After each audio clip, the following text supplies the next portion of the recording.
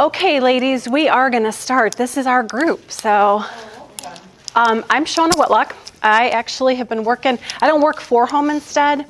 I'm actually a consultant, but I've worked with Home Instead for about the last 5 years. I've helped them with different training programs and worked a lot with the managers. We used to do a lot of work on the recruiting side. And then my background, I'm actually a consultant. I've come from 33 years now from HR, corporate HR. But now I actually go into different companies and I help them support. So I do a lot of training, and it's always around how to be better with communication and how to improve things. And when I was here in the fall, we were here for a meeting that was helping kind of coordinate communication between the HR team and the schedulers and the case managers. And in that, it kind of started coming up a lot of things that the case managers and folks in the office are trying to do to help support you guys better. Mm-hmm. So we said, you know what? We should start having sessions for the caregivers, like more sessions. So here comes me and Margie and Rachel. We sat down. I've known Margie a long time, love her to death. And we started talking about what are the challenges that you guys face and what can we do to better support you? There's things that are kind of like the black and white things we'll talk about that we could try to do, and then kind of like the soft skill side. But y'all been doing this for a while, so you might be teaching me something here in this session more than I'm going to teach you. But so we had a meeting with the case manager, so I kind of got a download on some of the stuff that you all are facing. So we're going to kind of talk through that, and then we'll talk about maybe some things we can try to do and some things that I know we're going to go back and have another meeting after these sessions to see what we can do to support you guys better. A few of you were in here before. Home Instead is very close to my heart. I wish I'd have known that Home Instead existed about 16 years ago. My mom passed away going on 8 years now. But when she first got sick, I didn't know. I didn't know places like this existed. I had no idea. I wish I would have known. But she ended up at Jennings Center in Garfield Heights. She went into independent living. She was in the apartments. And we very quickly realized she couldn't do that. She bypassed assisted, went right into the locked memory care. And I learned so much, and people were so kind to explain stuff to me. I have 2 siblings, 2 brothers, older. One's in-state, one's out-of-state. The in-state one wasn't really helping me too much. The out-of-state one was helping too much and was like, go just stay in Tennessee, you're good. You're good. So I kind of see it from that perspective. But it was just like, I can't even imagine when I've been hearing in these sessions what you all go through. I couldn't even imagine talking to somebody who's caring for my mom the way I hear you all have been treated at times. I just don't even understand that. But people were amazing, and I think I've told this story at every session. Her name was Angela. They called her Angel. She was one of the aides at Jennings. And it was one of the first few times. So I was newly divorced. I have 2 daughters. They were little at the time. And trying to explain to them, because in Serbian for grandma's Bubba, like Bubba looks different, Bubba's not acting the same way you remember. And we walked in there, and my mom, who was like one of the most loving people, was very angry with her Alzheimer's, with her dementia. She was very mean. But I didn't really understand to what extent until one day, the girls were all excited. They got to punch the numbers in to go into the locked unit. And I'm holding their hand. We're going down the hallway. And my mom, they knew I was coming. So my mom, she's kind of walking around the corner. She saw me. And she comes up to me. And the girls are like, oh, they're so happy to see her. And, I won't use the entire phrase she used. I promise I won't. And she looked at me and she goes, you rotten, you left me here. I hate you. And I stood there. Now, I talk for a living. Literally, I talk for a living. I didn't know what to, exactly. I was like a frozen statue. My girls are sobbing. They're just like, why did she say that? They're crying. I'm like, I don't know what to do. She's screaming, they're crying. And I literally, and it felt like an eternity. It was probably 10 seconds, but I literally stood there. An angel came out of nowhere. I don't even know where she came, what door she came out of. I don't know. She swooped my girls up and she took off with them. And one of the nurses came to help get my mom settled. And so when working through getting my mom settled, and I'm like kind of new to the place, and I'm like, I have no idea where my kids are. I'm like, I don't even know if they're still in the same building. I don't know what to do. I don't understand what's happening here. I mean, it was just so much to process. It's funny, side story is that they came back 10 minutes later after we got my mom situated, and they were eating ice cream. So Angel taking them into the kitchen, where there was this big cooler where you could slide the door open and take out ice cream. Mm-hmm. Which even funnier story is about a few weeks later, is true story. We were running into Dairy Queen to get an ice cream cake. And I'm at the counter, and I'm ready to pay for the ice cream cake. And I turn around, and my littlest one is eating ice cream from... what are you doing? She goes, I took some ice cream. I go, you can't just open the door and take the ice cream. She goes, yeah, it's like at Bubba's place. You just reach in and take it. Like, nope. I'm like, can you add what they've got? My other one's just sitting there grinning. I'm like, you know better. You're like, you're 9. You should know. She's like, I don't know. She took it. I took it. My point, all of this, is that what you guys do, some days I'm sure doesn't feel like it may be appreciated, but somewhere it is. Maybe people just don't communicate it as well as they should. But people really explain to me these things that people are going through. Like, she had no control. She couldn't connect the thoughts in her head that, she used to chipmunk where she had the food stuck in her cheeks. I'm like, okay, help me understand that one. Well, we chew our food. We put it in our mouth, we chew it, and we swallow it. Well, the doctor said, like the nurses, these are like floating thoughts. They are not strung together in a normal way like they are for us, so she didn't know to swallow. So a lot of interesting things came up, but we're going to rack up pretty quickly what I've heard about the challenges y'all face with the client, the client's family, the environment, different things, and then we'll talk about some things that we can try to do, some things that the office is going to try to do. We're going to see how we can make things better. I've heard a lot of interesting stories, so y'all this is going to keep you awake for the next hour, because I want to hear your stories. That's how we're going to learn through this. You guys chime in. If you've heard it, you've experienced it, right? The care plan isn't exactly equal to what the person needs when you get there. Okay, so we've talked a lot over the last few sessions. So one of the things that we are committed to doing is working back through with the case managers to figure out what we can do better. Because I think there's a lot of times y'all are kind of pretty far along with your client, and these things are happening. How do we fix it more at the beginning? It seems like what we're learning through these sessions is that we need to do a little better job in the beginning with the assessment.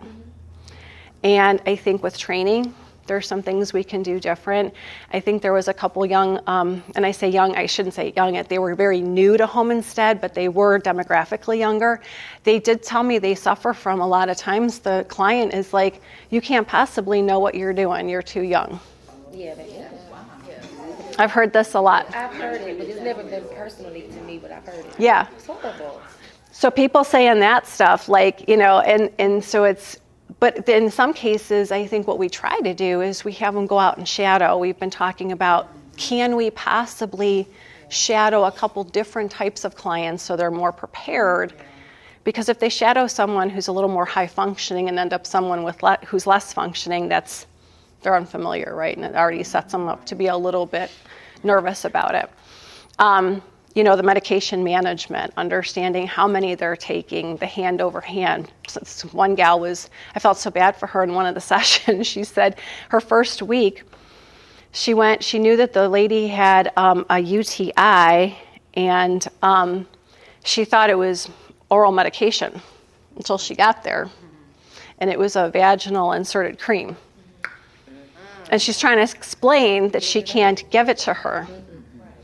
The daughter is screaming at her on the phone, like, you have to. She cannot bend over and do this herself. And she's trying to explain that, right? So how do we end up in these situations? And we always say, call back up here to the office.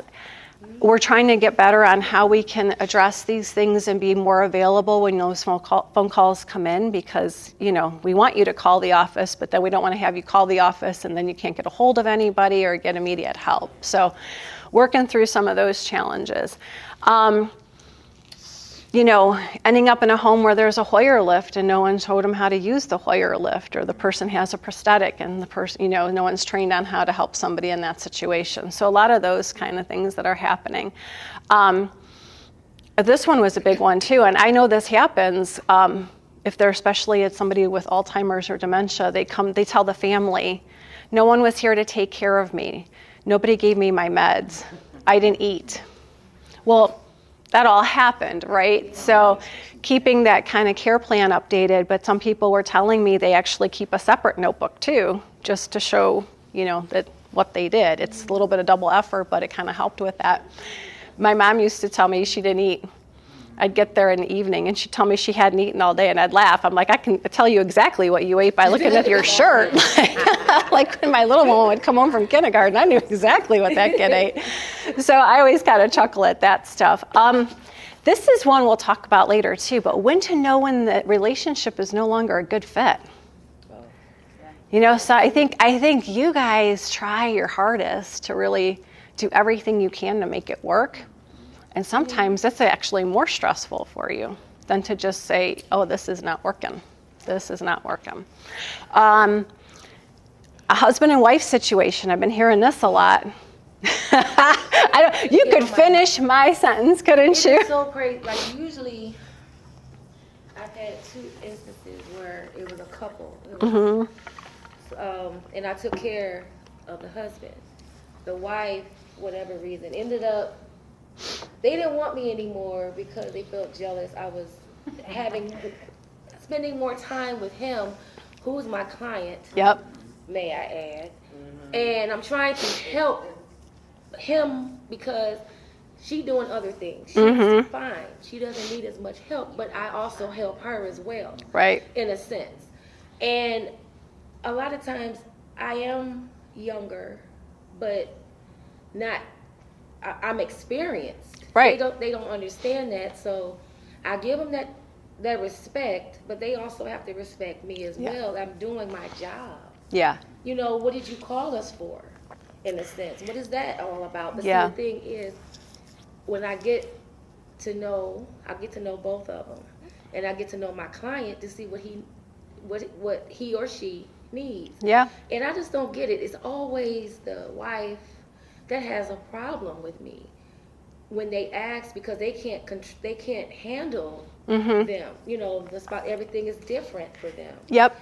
And I'm able to get that person to understand, well, I thought I did, and then all of a sudden they're jealous, and then I'm not there anymore. It's like Groundhog's Day, I think, right? You're explaining it every single day. Yeah, it's like they gravitate to me. Yeah. Because I'm not not knowing at the time that the spouse is yelling at them because they don't realize that their spouse is not the same anymore. Yeah. Then we'll talk about that too in a little bit. Angry. Yeah, it's helping them understand. Yeah. Like I said, really part of it is maybe in the beginning stages helping them the best you can explain. Right, these are changes. I've heard this in these sessions where it's the wife is jealous if it's the husband who's the client. And I've heard when it's the wife that's the client, the husband has like this quote unquote unrealistic expectation about making sure that she's getting up, somebody's getting her up, getting her dressed, putting her makeup on her, and doing her hair.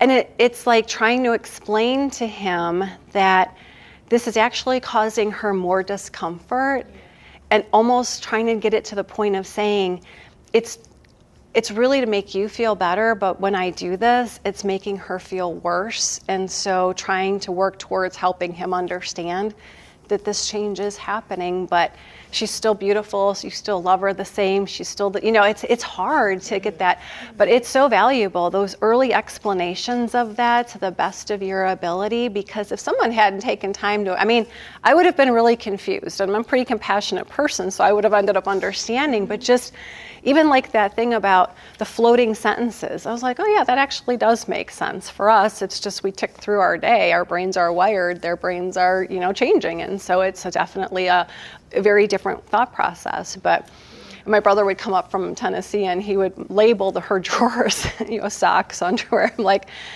okay, she has to understand that says socks, So then the next thing is I open the drawer and pull the socks out, and then I have to know they go on my feet. Like, those don't go in the same flow like they do for us. And so just those things that we have to try to do to get them to understand that, look, I'm putting her through so much discomfort by making her get dressed and doing her hair. And, this is more about her and her comfort than it is about, the spouse's comfort. And it's hard to explain that, but it definitely comes up. I think the family members, we've heard so much about that, right? I mean, good morning. We've heard so much about the family members. There's people who have told me lots of stories about the fact that the client the person they're caregiving isn't an issue.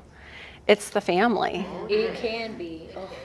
Yeah, I've heard that. Have you had situations? Well, I've had good families for the most part, and I've had families say things like, I hope you know you're saving more than one life, not just my dad. Wow. But mine. Wow. My husband. Wow. My kids and my grandkids are really supported by what you do for grandma. So I've had, That's awesome. responses like that. But I think there's just, the family things are so interesting. I mean, we talked about questioning the experience. I think, and we'll talk about it here in a little bit, but like things that happen that they ask for outside of the care plan. And I think that's something, again, where we're going to work the office to figure out how we can be more detailed in the beginning. Because there's things that come up about like what you're actually supposed to be doing for the care of the person, not necessarily the environment, but there's things you kind of have to move maybe stuff out of the way to get the person to the bathroom because maybe they're a pack rat and there's no way to maneuver through that. There's a lot of things that came up about, I think it's on the next one, not knowing who the family member is.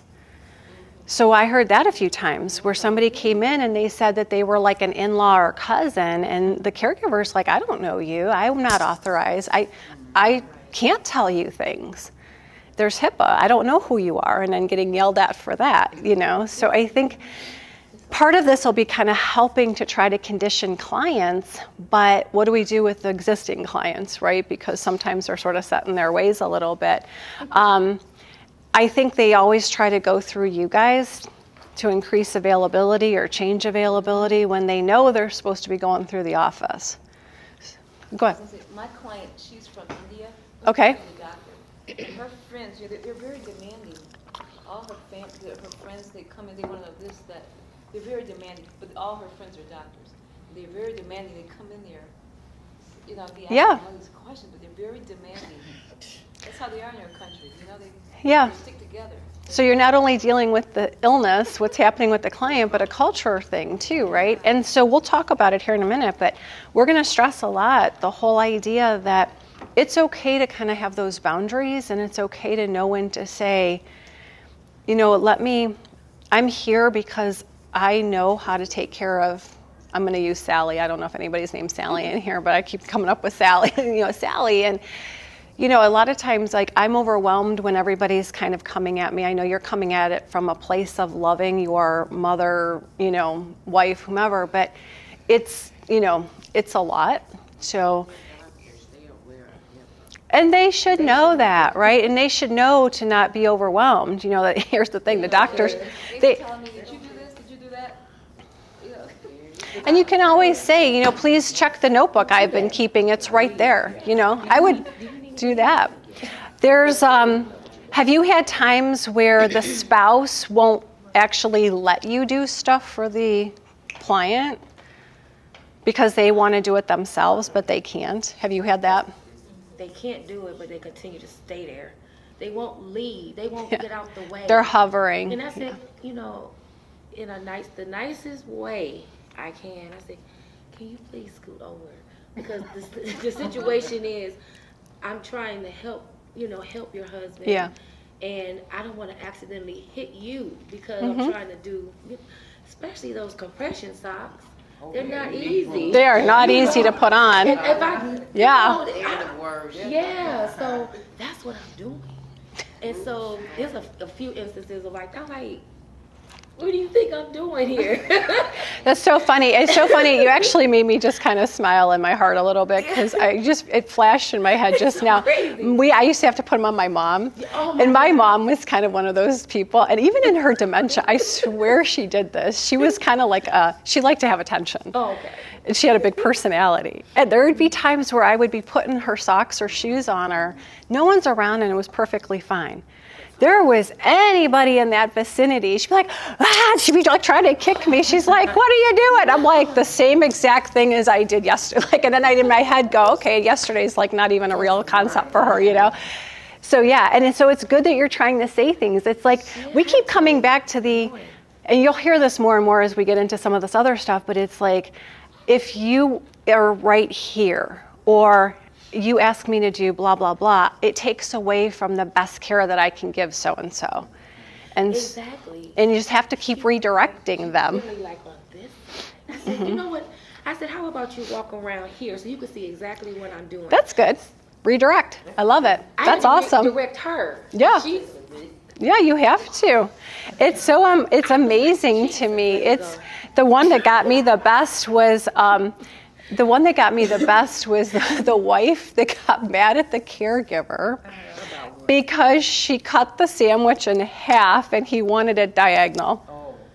He, by the way, wouldn't have known the difference. He didn't care. He didn't want to But eat. she, and so, but when you realize it comes from it was habit, right? And by her asking for that, in probably some way, it was her trying to restore what was. And not realizing that we're past what was and we have to get to what is, right? And so we have to just kind of remember that. The environment, that's been another one that's come up a lot. I've heard of people who had to, when all that snow was hitting, they were shoveling their way into the house because they couldn't even get into the house. Yeah, you had that too? I did that. I had to, because I got stuck trying to get, and I ended up, I couldn't punch in. I said, I'm sorry I'm late, but I've been out here shoveling. Yeah. They say, oh my God, you're not supposed to do that. But I can't leave my car cocked side out, Yeah. hanging out. Halfway hanging out, yeah.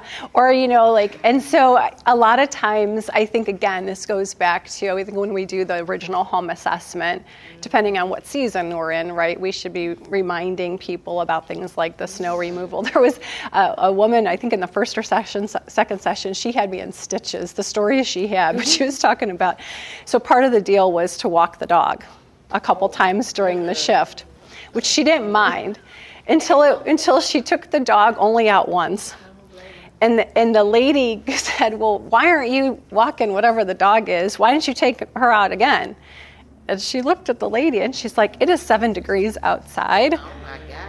And the lady was like, well, she needs to go out. And she's like, your dog can't breathe out there, and neither can I, so we're staying in. And she kind of just like put it back in a nice, polite way, but she had to kind of push back a little bit. So You get the chucks too, for the dog to use. the what? Those chucks. Oh, exactly.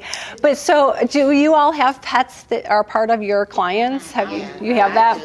I do, but there's someone else that takes them out? Okay. Good, because I wasn't doing I don't do animals. I don't. And it's good to say it up front if you don't want that to be a part of your situation. One of the things that came up about other caregivers, what was that? No, I just said I don't do pets. Yeah, and that's good to just say it up front. eat them, but I ain't walking them. Yeah, it's a lot. It's a lot. The thing with the whole other caregivers not pulling their fair share, is anybody part of like a team here that you guys are? Okay. One of the things we were hearing a lot is where caregivers were upset because the people from the team that are on other shifts weren't really doing their fair share of the work.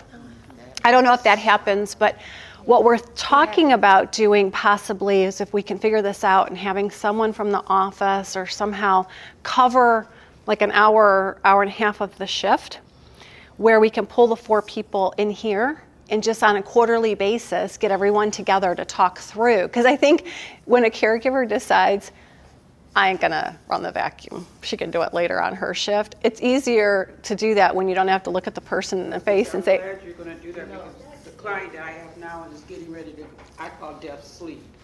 And I think we need to be a team in order to transition him yep, into this dying stage. And that's what Rachel, We all got to yep. come together because everybody don't want to do what is necessary, is comfortable for him to pass peacefully. Yeah, and that's huge because that takes a lot of coordination. Rachel and I were talking about, we haven't quite figured out how, but we have talked about the fact that on some quarterly basis, we have to figure out, especially when there's changes. Yeah. I mean, there's environmental issues, you know, the person not pulling their fair share with the chore stuff, but then it's more importantly the actual caregiving coordination, so. Because that's the only way we can work together. It's like 8 of us. Yeah. On a 24-hour shift. And It takes, yeah. So to that end, I'm going to kind of go there before, so the care plan and everything. So the new app, I know a lot of people don't like it, but you have to put the comments in before you can click, clock out. There's people, and I'm not sure because you guys, most tenure here might remember, but so there used to be the books that there were the care plan. Some people hated them, some people loved them. I think what we're trying to figure out, and I emphasize trying because we just have to figure out how to do it because you guys can't see each other's notes for the same client. So we don't want to also create double handling because there has to be it in the system. That's why they're electronic now, so that because you have to be able to keep them up in a cloud legally and all that. But it was kind of keeping maybe that like side notebook. So there was some notes so that, and I'll use this example. It's not that it's gross. It just was like, to me, it kind of hit me. You might be showing up for the shift and you are trying to figure out whether so-and-so had a BM and they're supposed to have had a BM. And if they didn't on the other shift, there's something you can do, but you don't know. So it's little pieces of that. Or did they eat? How much did they sleep? What meds? Well, my client's 24 hours. Mm-hmm. So we have to keep a log for her son and daughter. Yeah. So everybody write down what they do. And then on your phone thing, he's got it set up where you send it directly to he and his sister. Oh, okay. I didn't even know that was an option. Yeah, you can do. He's into tech college. So you take a picture of it. Oh, of the screenshot, what you yeah. do, and then send it to him and his daughter. that's good. But we keep a log every day, like we used to do in the old I days. like the log. I mean, a lot of people kind of complained. They said, well, I don't want a double handle, but I thought it really helped because the other thing too, this came up a lot, and I'm going to come right back to you. It was for, because we were trying to, literally, I want to tell you that the folks in that office, they sometimes may not get back to you as quick as you want them to, but there is so much care. They are trying. They really are trying. We sat here, Rachel and I sat here one day, and we were talking for a while, and we were like, okay, how can we, when we put a new caregiver in a situation, if we could just pull the last week or the last few days of the notes, because I think it would be helpful for the person to kind of see what they're walking into. So we don't, because you can't log in to see it. So then we were like, okay, somehow maybe we have to figure out how to go back to the notebook piece of it just for situations like that, for the multiple caregivers for one client. For things like that, I think it's helpful. We don't want you guys to have to double handle because you're trying to put your notes in and clock out and you may have another job to go to or all this other stuff, but we're just trying to figure out what makes sense. It's not a big deal because we're writing down what we do there before we leave our shift. Then Yeah. we clock out, we put our little notes in. It doesn't take but a second. Yeah, I think it's just kind of different styles. I'm also learning that there's people, we're going to come to this one in a minute, but some people things are no big deal. I just do it. And then there's other people that are like, Like to me, as the day goes, like, okay, we've had our breakfast, everything, it's kind of like systematic how everything is going yeah. as the day goes. I think if you jot wait till things- the end of this shift Yeah, you do it as you to go. talk about Yeah. the morning. Yeah. So, What were you going to say? And then I'll come right back to you. Couple of things.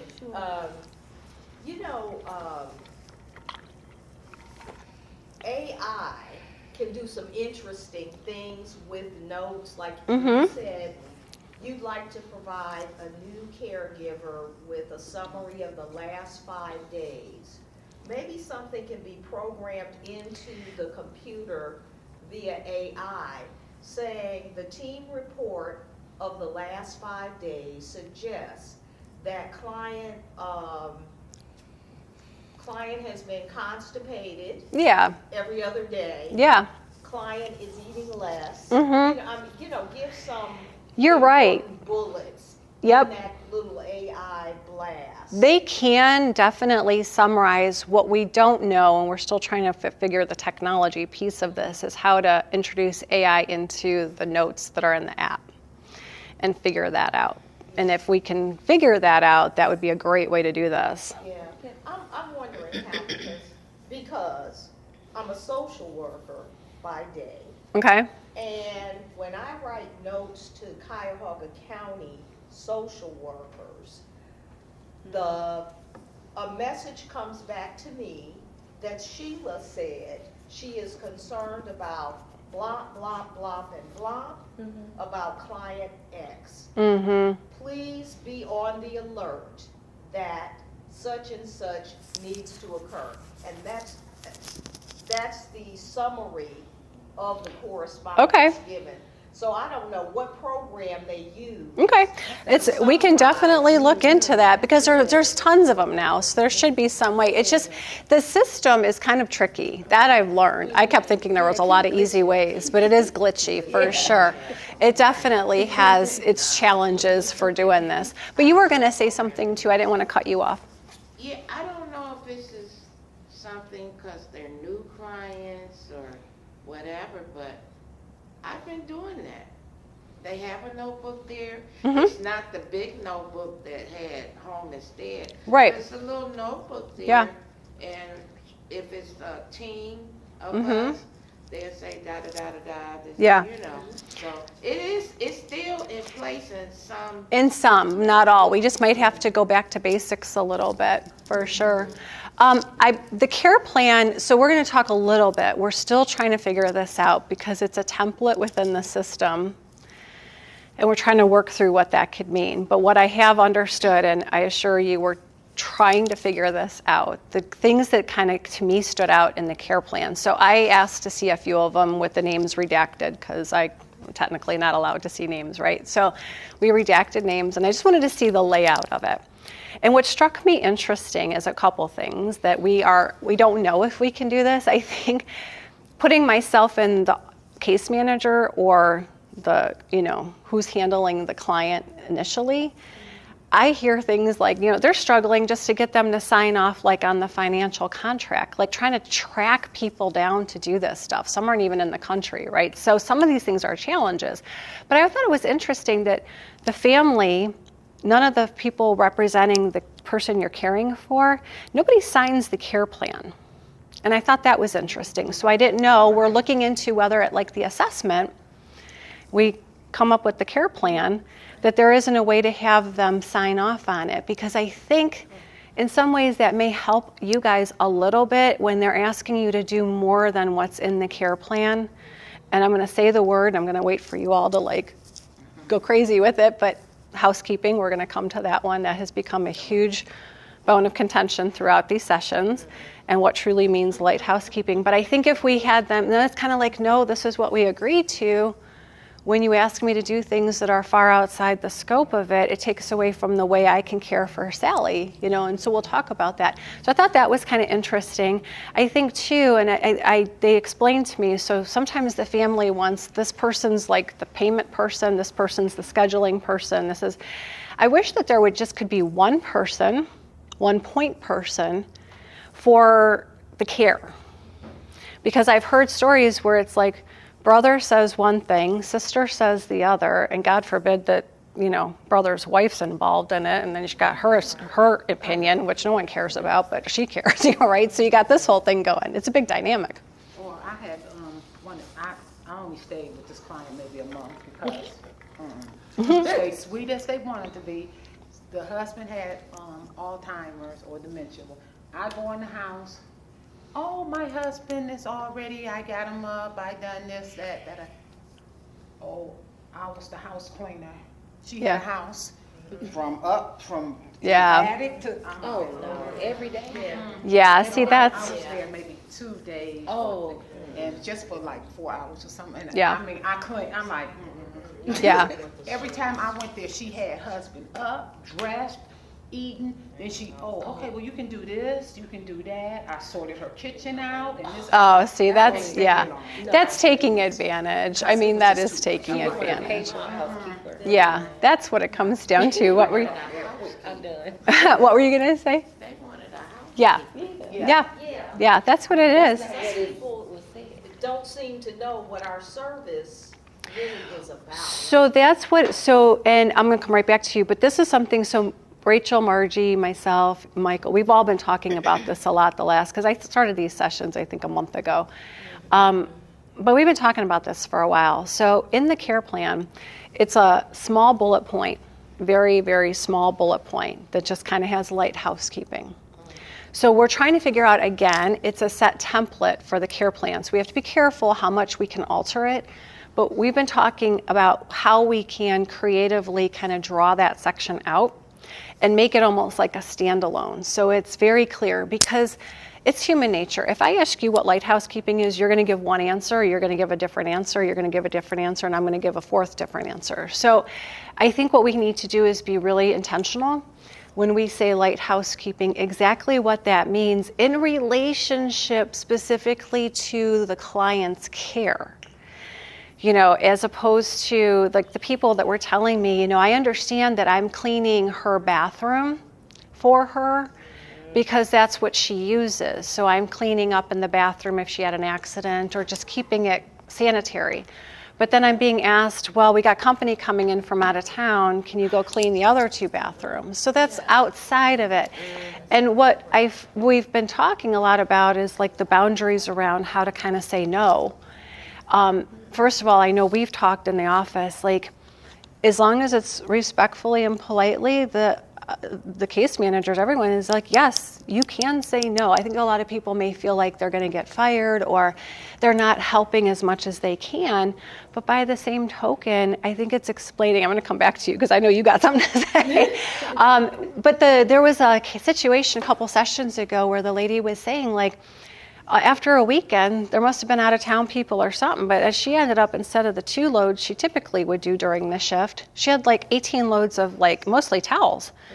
Like she could not understand where all this laundry. And so she was saying to help the other people in the room how I, meaning her, handled it was, she said, I told them, the more times that I have to go all the way down in the basement where the washer and dryer is and all the way back up is taking away really critical, precious time I have to take care of, again, I'll keep using the name Sally, you know, take care of Sally. So that is how you have to, you know, be able to get around it. So empowering you guys to be able to have your boundaries and say no, but also in the beginning set the right expectation for what really light housekeeping means, because in a lot of situations it's morphed to people actually needing a cleaning person. But what were you going to say? I have no problem saying no. And here's the best part about what you just said. In every single session, and what is your name? Patricia Williams. Patricia, I have had a Patricia in every session. But this is the beauty of it, is the Patricias in the sessions are perfect for the other people who sometimes are the newer caregivers. It is okay to say no. There was a gal that in one of the sessions, she was just like you, and she's like, I don't do that, I tell them. And I said, okay, let's talk about how. How? Because yes, we want you to do it, but there's a difference. And she said every time she's with a new client, the very first day, and we're going to talk about it, there's slides about boundaries and setting no and clear definition of your role and responsibility. She'll say, this is what I'm here for. Let's confirm. And if it's outside of that and it's not directly related to taking care of Sally, then you're going to need to call the office. But at the moment, I won't be able to do it. Like right up front, setting that expectation is so important.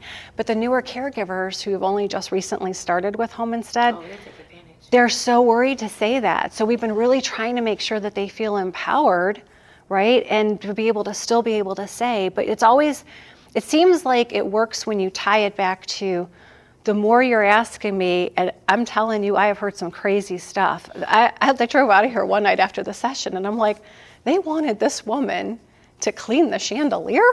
Like, I couldn't even fathom that. Like, in my head. Chandelier, washing blinds, and there was something else. Oh, yeah, there was something else. It was like scrubbing the baseboards or something. Now, we all know that those are the extremes, but here's the interesting one. I'm going to flip it back to the extreme the other way. So it was one of the newer caregivers, and she was very upset, and I think she was getting more upset as the session went on because there were a lot more tenured veteran caregivers who were like, well, you just tell her that, and she was just like overwhelmed, I think. And she goes, well, what do I do in the situation where part of the deal is for me to clean, again, I'll keep using Sally, I don't know what the person's name was, Sally's bathroom.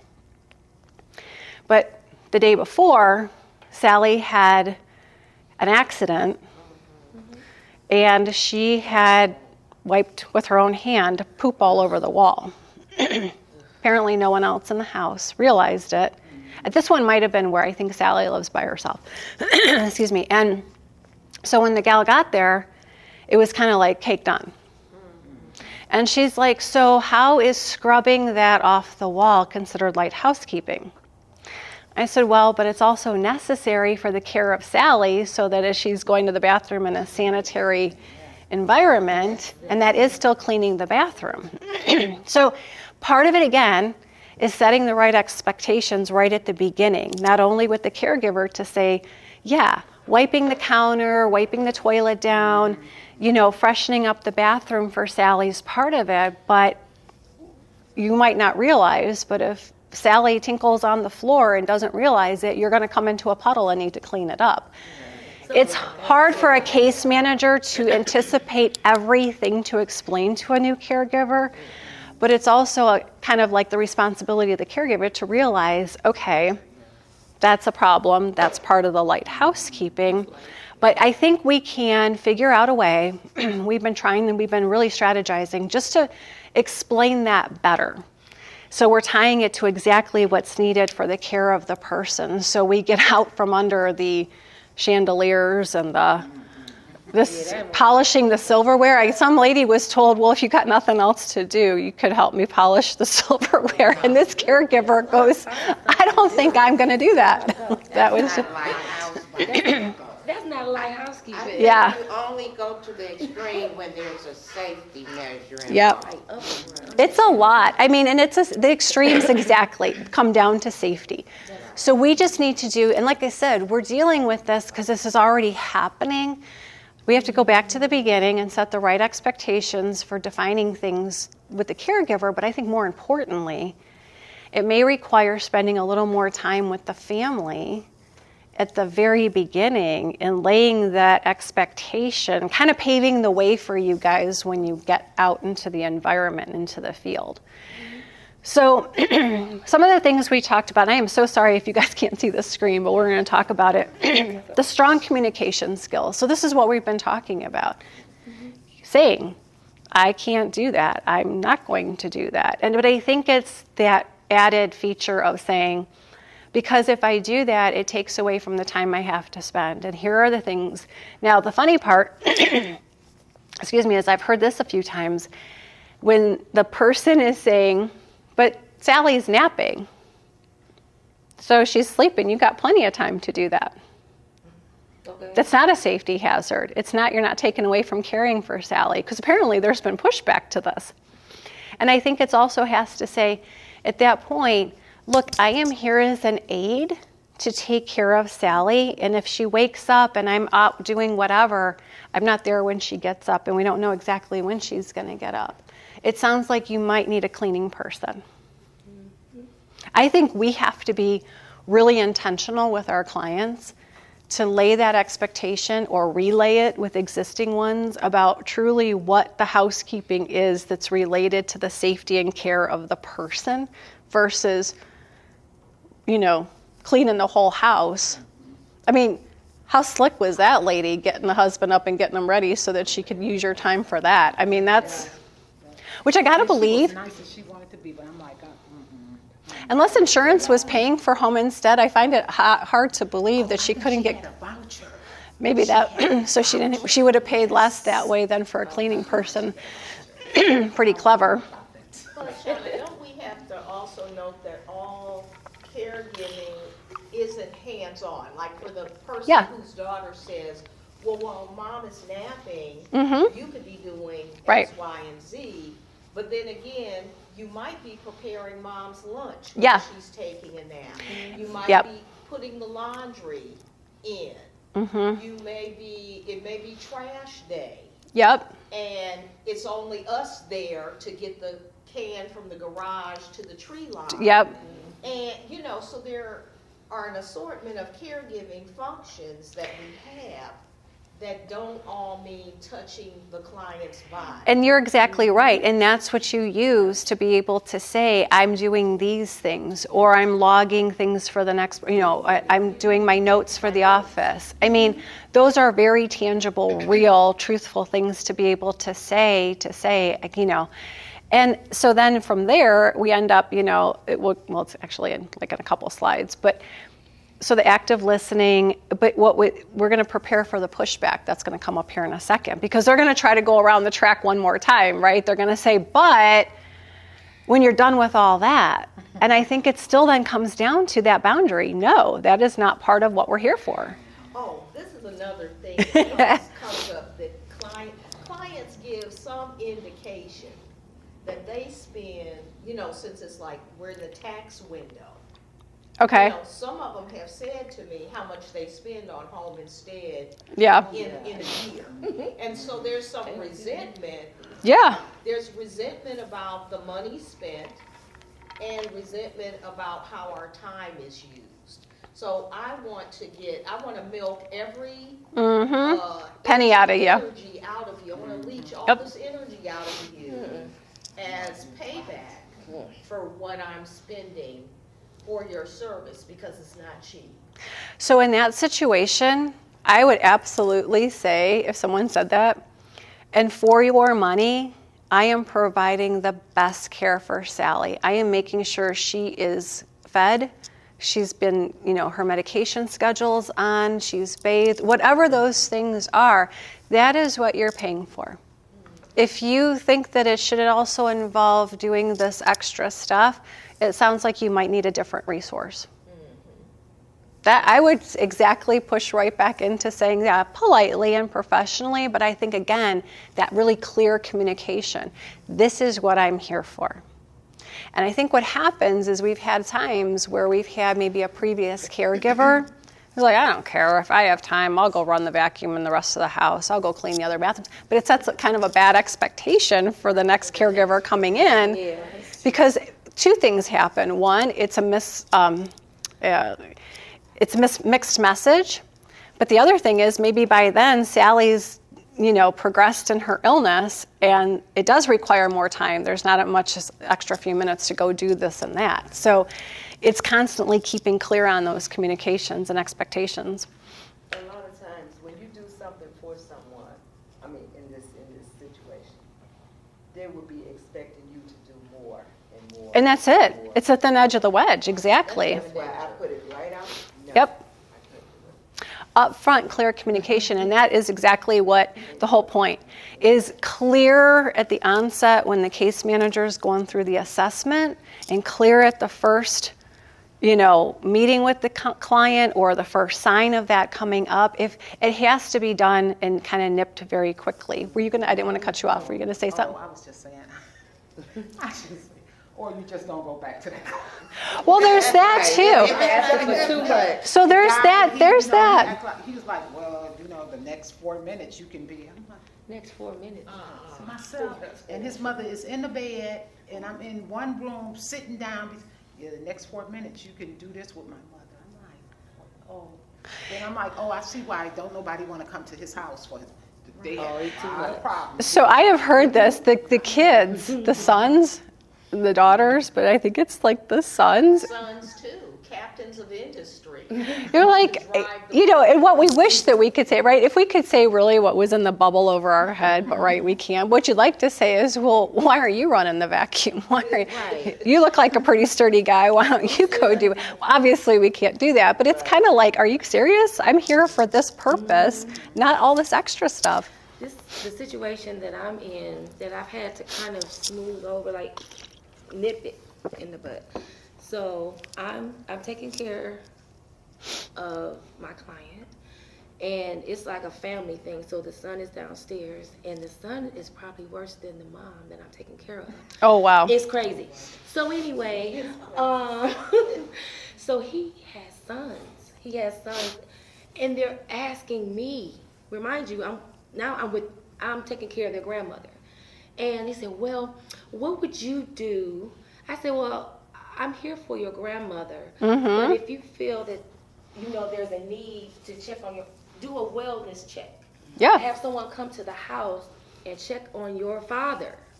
If you had that much concern, so everybody gathered together and everything, whatever. And they went down to check on their father. And, they're literally talking to me like, okay, whatever she says goes. But I'm just saying, this is common sense. This is your father. If that was my father, I wouldn't ask for nobody else outside of the family. But they trust me, and I would never steer them wrong. But I'm like, my concern is your grandmother. Yeah. I am concerned about your father, but my main concern is your grandmother. And that's it. It's And showing that's that how it should be. understanding. Yeah. And I gave them the advice. They took it, and it's getting better. But the fact, I'm like, wow, really? You know what? And it's I funny just too, started. especially with you said like these people that are doctors and they should know better. I think they know better until it's their own situation, and then they don't know better.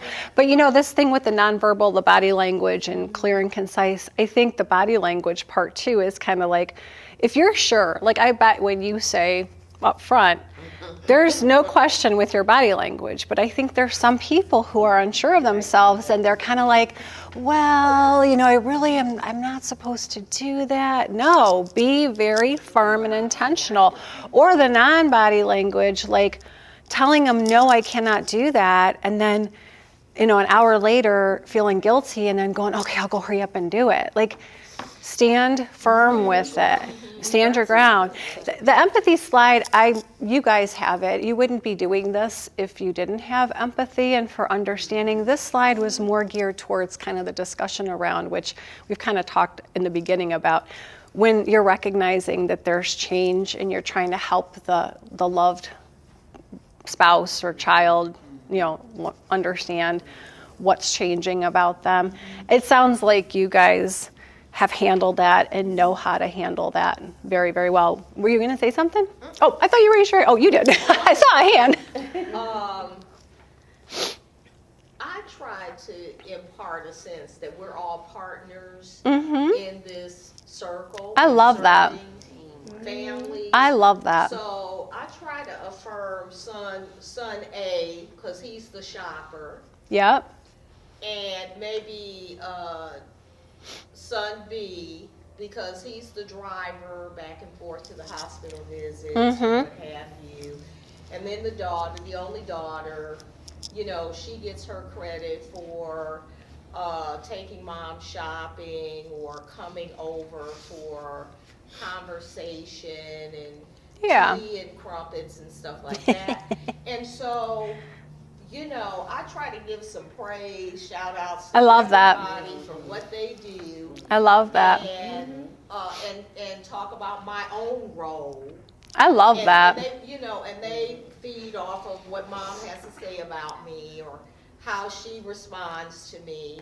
And I also put the client in that circle of responsibility. If they have a presence of mind and are still focused, that we're working together as a team. Every I time love come that. to this house. I absolutely love that. I'm gonna help you with your shoes, but I'm gonna put the shoe there, but you're gonna push a little.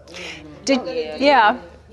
Did you manage a team in your Yes, I work? do. Yeah, you must. Yeah, because I love that. To the family. I love that. And even when there's not a bunch of people, I think that's something absolutely you guys, I love that, just sort of like acknowledging everyone's role. But it goes back to what we talked about a few minutes. It's clearly defining and redefining and reinforcing constantly what is your role. And it's not the extra because it takes away from. I just wanted to mention this one. Who's ever heard of power of pause? Has anyone ever heard of that phrase? You all probably do it, you just don't know what it's called. It's a very intentional way when you get frustrated by certain situations, like the family is just coming at you, it's their culture, they're all just kind of coming at you, or they're asking you to do more than what you're supposed to do. This power of pause is a very intentional way because your brain gets triggered. It's a stressor that triggers your brain. And that stressor comes from how we've been brought up, our environment, what we're dealing with in any given moment. And it's a very intentional way to kind of step back. So it's taking a break for a second, realizing that first recognition that I'm getting triggered here. I'm overwhelmed, I'm angry, I'm frustrated, and you're in that moment. And you know somebody's looking for your care, family members, saying whatever. Kind of like you gave an example earlier. You didn't even realize you gave the example. You all have examples, but where you were talking about the wife sitting right there and you moved her to the other side. Yes. Instead of getting overwhelmed and frustrated, you identified that this was an issue and what to do about it. There's times where, there's different ways to do this because it's a stress reduction. It's for you. It's to retrain your brain to get out from under that keyed up, overwhelming feeling. It could even be too, like you get attached to your client and they're changing and you're feeling sad and you're feeling overwhelmed because, and this may or may not be true and I don't mean it negatively, but like it used to be really enjoyable going to go take care of Sally and now it's sad, it's harder. It's stressful. So those triggers, right? So you're driving there and you're like, you're feeling yourself. It's that intentional way of recognizing your brain and then rewiring it backwards. So some people count. Some people redirect. I used to count. I still do. And in my corporate life, I did it all the time. I get people come to me all the time. You gotta do this, and this. I remember one time, I'll just tell you really quick, I had this, I always tell a story because it makes me laugh. So to this day, this was a long time ago, he was yelling at me, he wanted to fire somebody, and I'm like, we're not firing so-and-so. You haven't done anything I've asked you to do for all these months to try to rehabilitate the situation. I'm not gonna just walk in there and fire this person. You don't have to do, and he's like screaming at me, and I was sitting at my desk, and I was staring at my computer screen, counting. Well, it took so long for me to stop being mad, and an eternity went by. I think I was at 28, which if you've ever counted to 28 in a situation like that, it feels like an hour. And he finally just looked at me, he goes, "What are you doing? Why aren't you talking?" I said, "Dale, I'm counting right now because until I get to a place where I'm not going to come across the desk and choke you out, you might want to let me count to 100. And he just looked at me. "We're going down to see," and it was the president. I'm like, "I'll lead the way because I guarantee you she feels the exact same way I do." But it's that kind of counting. I have somebody that I know used to do during COVID. She was in HR during COVID, and what a stressful time that was. She used to, when people would come at her, she said her hands became kind of like dry and raw from it because she would put hand sanitizer on, and just that sensation of touching her hands together grounded her. When I went through my divorce, my older one had some anxiety issues, and she used to wear a hair tie around her wrist. Oh yeah, that pop. And she would pop it against her very gently, and just that pulsing. They also say tapping. It triggers your brain to recenter away from the anxiety and kind of just regroup yourself. There was a lady here a couple sessions ago, and I thought it was great. She redirected herself, meaning she said, "Excuse me for one moment." She went down the hall. She said sometimes she's ducked into the bathroom and she's gone in there, and for her it was "Please, dear God, put the words in my mouth that are not going to get me fired." So there's just different things. You probably all do it. You just didn't realize what it was called. But it was that whole kind of redirecting your mind first before you redirect the situation. But this whole thing, we already kind of covered. Establish clear roles and responsibilities. I love it. You're a person on this team. But emphasizing constantly what you're there for, and it doesn't mean X, Y, and Z, and it's okay to say that. This whole notion of saying no is okay. I cannot do that. And then the why, because if I do that, it takes away from the time I'm here to spend And I'm making lunch. So yeah, Sally's sleeping, but I'm charting the notes. I'm making lunch. I'm making her bed. Well, she's sleeping, so she's probably in the bed. Some other example. I'm wiping her bathroom, something like that. But, and updates for the care plan. So this is where, that communication back to the office. I think one thing we need to do better in the beginning when we're bringing new caregivers in is what signals a really important update. Because I think sometimes it's like if it's critical, like real important, they call, and sometimes it's equally as important, but they only chart it in the notes instead of calling to the office. So I think there's been some situations where we have to just redefine. It's overcall then. Even if you're leaving a message, it's probably better to overcall. But this whole being consistent and practice saying no. I mean, you're consistent. Every time something happens, you're saying something. You guys are. There are some of the newer caregivers, they're not. But I think that consistency, because you're right, first time you let something happen. They'll keep going. They'll keep going. Something else is going to happen. So I think as long as you're very consistent, and sometimes it's hard. And I bet there's been times, well, I don't know. Let me ask it this way. Have there been times where you've said no and you've driven away later that day and rethought it? And did you think, is that the right thing to say no? And did you reaffirm in your mind, yeah, it was? Or did you think, maybe I could have done it different?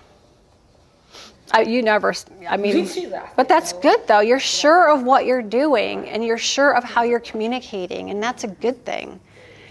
Know that you're doing the right thing for the right reasons, because the safety and care of that person is your number one priority. Mm-hmm.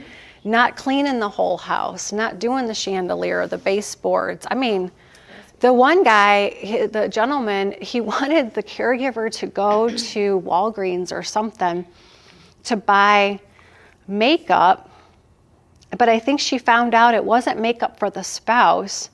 It was the granddaughter asked if she could run the errand, or it was something really weird, like what? Nothing to do with the client. Like not at all anything to do. And so absolutely the answer is no, absolutely. The granddaughter? Yeah. It's so interesting. And that pushback. Use my legs for me since I can't get out and about. So funny. But yeah, the things that get asked, but it sounds like you all do. What do you think, because I want to be really respectful because I know you got to get going a little bit. Let me just see where we're at here on the slides. What do you think out of all of it that we've been talking about so far, things that you deal with, what do you think is still one of your bigger challenges? Or have you pretty much overcome a lot of your challenges? For me, the biggest challenge is working with the younger caregivers, demographically, as you stated, demographically younger coworkers who have less experience, though some of them may be coming here as state-tested nursing assistants, and they might have worked in large nursing home facilities. They also come from a generation that has not been trained to be descriptive about what is going on with a client or a particular setting. Yeah. They'll say something like, arrived on time at 8 o'clock, received client from Care Pro Ferguson, got client out the bed, fed client, changed brief 2 times. You don't know what the client has eaten. Yeah. You don't know if they had a BM or if it was urination. I mean, you don't know certain things. I mean, so the notes are very cryptic and limited, not always useful. There are also some younger people that as soon as you hit that door, they're walking out. Yeah, I've heard that. Say, hey, can I give me some insight on how Clara is doing today? So this is really helpful. So after every session, I've jotted down things that you guys have said that I take back then, because usually Margie, well, mostly Rachel and I debrief, but I think that's super helpful. So again, my girls are 19 and 22 now. It's a generation that I work on them daily to this day since they were little girls about face-to-face communication. Because what do? We text. My 22-year-old said to me the other day, well, why don't you just text so-and-so? I said, because I think it's better to pick up the phone and make a phone call, and I think that's what you should do. And she's like, well, I could just text. I'm like, no. So it's that constant reinforcement because everything's fast. Right? We're in a generation, and it's age-related, but I think after COVID, a lot of people started adopting this instant gratification. I want a movie, I stream it. I want food, I DoorDash it. I want this, I do that. Amazon, I can get it to you, in 30 minutes. It's like, that's not how life really is all the time, and it's a big misconception. So I think you're right. I think one of the things we talked about was whether we could be a little bit more intentional in what we're asking for people to put in the notes at the end, but in like the communication at the handoffs. The handoffs seem to be a big thing because we're not being really, like we almost may have to, for the newer caregivers, have like a checklist and have them kind of have to run through it where there would be things on there like, was there a BM? What did she eat? So we're asking very specific questions, and it's a quick, like, this thing, yes, no. So it wouldn't be like a lot of extra time, but it would be more information for you. Do you do training at all for Home Instead for the newer caregivers? I think we should. I'd love to put like a little task force together for people that are veterans that do it well to help with the newer caregivers coming in. I think that there's some of it that happens, but if we could involve more people in it. They used to have a pretty robust training program that involved that mentoring. I'm not sure how it changed, but I think a lot of what I've heard in the sessions, and Margie and I have kind of laughed about it, it's like going back to basics. The notebook, the communicate, go back to some of the basics. But care these days is different than it was back in the day. That's true. People... True statement. Coming from long term, when I started over 30 years ago, you actually cared for your client or your patient. These people know that you can always get you a job in the healthcare field, and they're coming in here for a paycheck. They don't have that caring aspect. So it's very funny you say that. So I remember probably a year or two ago, I was working with the team. Gosh, I'm trying to remember who all. Caitlin was in there, Michael. We were the recruiters. And we were really trying to design questions, and it sounds like we may need to revisit this, around understanding what your drivers, your motivators, your passion. And sometimes people convince the recruiters of a story that turned out not to be what was really in their heart. But you have to have a level of love to do this. It's not just a paycheck. And if someone feels like it is, they're not the right fit. They're not. But you know what, I look at it like this too. I don't know what kind of situation I would be in. So I want someone to treat me. You know what I'm saying? It's a golden rule, right? Yes. You never know. You never know. I try to use that reverse psychology for somebody to say, well, what if you would, she said, but I'm not. Oh, they would. Yeah. So that doesn't always work with somebody, with everybody. It's so funny how life just, it's funny. You get to a certain point and you realize. Oh, wait.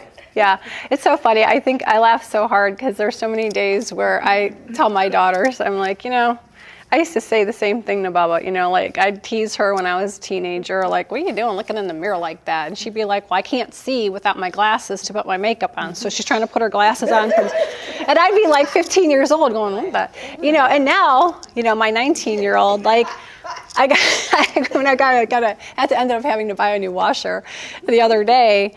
My old one, I had 20 years. I knew where the buttons were. I knew what they meant. And there weren't a lot of buttons. And so I'm like, trying to put my glasses on. I can't read it. And she's like, okay, Granny, let me help you. And I'm like, oh, bust you up, So I think there's some truth to, they cannot process But we have to be more intentional on how we help them, because I think it shouldn't matter what age. You either kind of have that in your soul to have that empathy, and that it's not just a paycheck. And that it's very different in a hospital or nursing home where you're kind of diffused with a lot of other people there to step in. That's you in that house. That's a lot. There should be a culture and an expectation. For sure. For sure.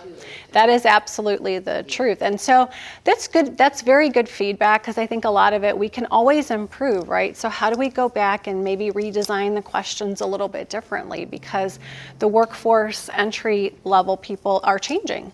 So how are we going to change to accommodate how we dig into finding what that level of empathy and that level of being able to understand? Because you put somebody who's, I'll use a number, 25. Okay, be safe traveling. Thank you so much for being here. I promise we're going to probably wrap up in about 10 minutes. So this is mostly just kind of the end part. I'm glad you were here. No cleaning. She's so funny. But I think it's so impossible. There's, and I like this virtual training. I've heard a lot of feedback about it. But, so 8 years ago, whatever, I was 48 or I don't know, 47. Whenever my mom started getting sick, I didn't understand that. I didn't know how to put myself in those shoes.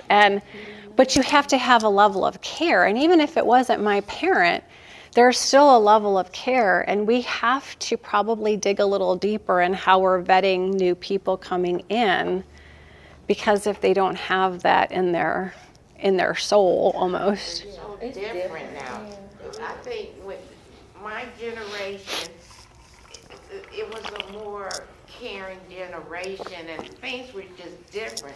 But what these young people are exposed to, or what they're listening to, and things like that, if you don't set the standard, like you say, you don't know where they're coming from.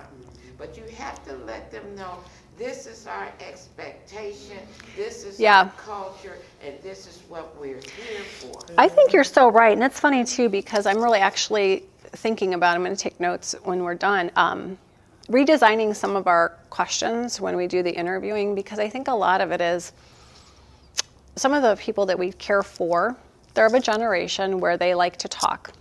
They want you to take time with them. It's not rush through it. So I think even having questions or an exercise around slowing someone down and how they slow down, and if they can, in the vetting process, isn't a bad idea, how they listen, because you're right. We took time.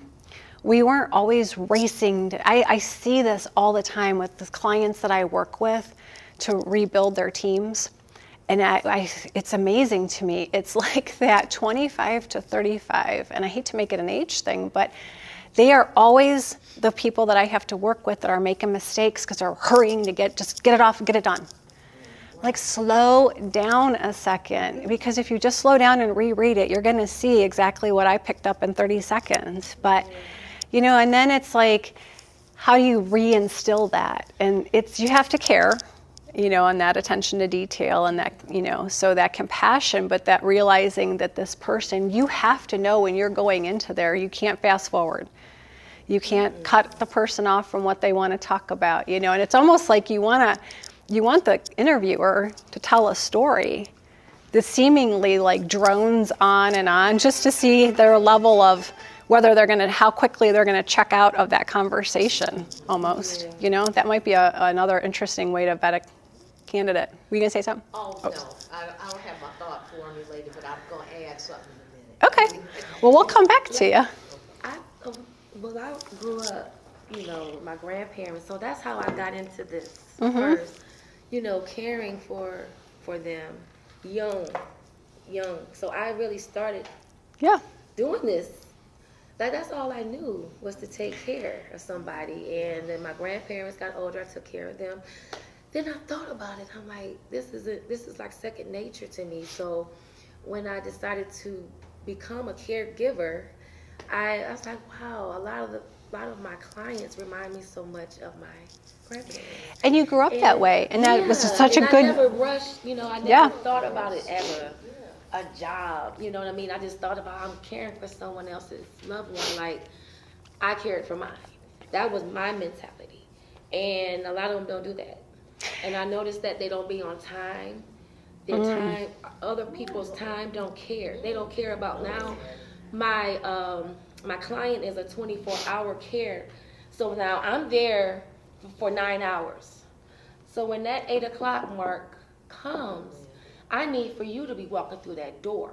Yeah. Because now I'm tired. You know, And you have something else to do. And so it happened to me twice. Because now, you know, it's last week I was training these people. And now they shouldn't, you know, it wasn't that much for overnight. Yeah. So they just need to be on time so they can see how even if the client is sleeping, which she was, It still matters still to you. matters, It's for you. Yeah. Then the next day, craziness, and they're not there on time. And so I actually had to call the office. Like, I'm not, you know, trying to be a tattletale, but I'm ready to go. Yeah. I need to know where that's, you know, are they okay? You Or, know? yeah, are they coming? So are they coming? Yeah. Well, let me tell you, if they're not, I'm not staying. Yeah. I'm not staying another 12 hours here. You know, Well, you have your own things to do too. So I just noticed because they are younger than I am, they don't respect other people's time. Yeah.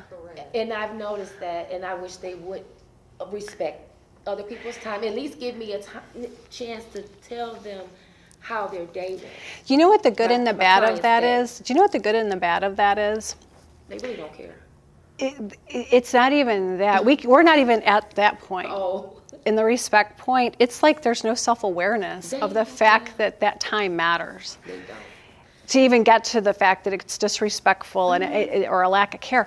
It is literally I'm oblivious to what this means to the other But I person. will honestly say, like, this isn't the first time for a 24-hour case. Like, years past, my other team, it was like a team of us, and they respected each other's time. Yeah. I respected their time, they respected mine, and we continued to do that. And that's how we got close. And half the time, like, either the client is still up, about to get ready to eat dinner, or the client is ready for bed. But in that sense, they're respecting my time. So if I need to leave, I can go. I'm not waiting 15 minutes after the time I need to leave, but I can let the caregiver coming in how the day went with my care, you know, with my client. I think one of the things, so this team, these meetings, I'd like to get them started, but started with teams that have newer caregivers, because I think one of the things, I mean, if we can figure out how to do this in a manufacturing environment where I have 3 shifts and machines are always running, but we still have an overlap. Some people come in 5 minutes early and the other shift stays 5 minutes late, so there's a 10-minute pass down. And it's a quick, here's what's going on with the machine. And it's very mandatory. So somehow we may have to try to work something like that in so that we can help with those team things. I think this is a big one that we can dig into. So after they come late, okay, I still would like to let them know, even if the caregiver, even if my client is asleep, how her day went, because she might wake up still aggravated or Correct, whatever the case may be. But just respect, you know, either come a little early. I think that's right on true. time. That's true. What were you going to say? Yeah. Oh, in relation to your issue, I think there is a consciousness. About a week ago, or maybe 2 weeks ago, I had first of all, I'm always 30 minutes to 15 minutes early for my shift. You never know. Because I have a distance usually to come. Yeah. So I knock on the door, and the young woman in there answers, and she says, "Oh, hi." She said, "Oh, you're early. You're like my mom. My mom believes in being 15 minutes early because she calls that on time. And if I'm 15 minutes late, I call that on time." Oh, my. So there is an awareness of how off she is. But now what do you do about it, right? You hopefully, I'm sure you did, probably said something like, well, you need to come be here on time, a few minutes early. Well, I So, was early for her. but still, But she left to go, oh, well, you early, so now I can leave out and get my kids. Oh. You know. I yeah. was like, hold up. Hold up. That's right. To know how he's doing. How's his day been? What's on the docket for this evening? And, you know. Yeah. And so she did all those things, and then I asked about what he had eaten, all that. I mean, I pulled her back. Pulled it out, yeah. And used those 15 minutes.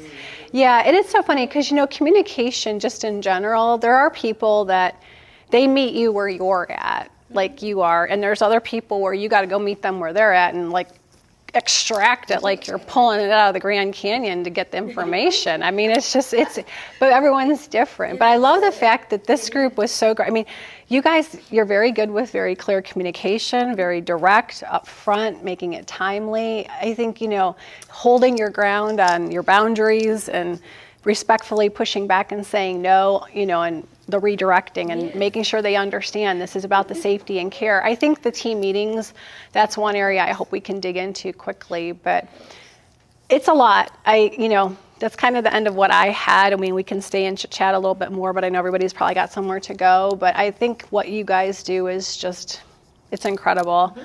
And thank you. Thank you. Oh, well, thank you. I don't know about that, but thank you. Thank you.